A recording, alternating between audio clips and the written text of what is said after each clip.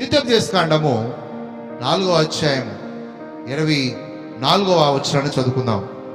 ఏలయనగా నీ దేవుడైన యెహోవా దహించు అగ్నియు రోషము గల దేవుడనై ఉన్నాడు.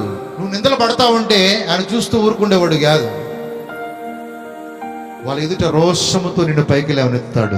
నీ జీవితంలో కొన్నిసార్లు నీకు అనిపిస్తుంది, ఈ జీవిత ప్రయాణంలో ఆ సమస్యలు చూసి పిల్లలకు ఫీజులు కట్టుకోలేకపోవటం, భర్త మాట వినకపోవటం, ఆర్థిక పరిస్థితుల్లో మారకపోవటం,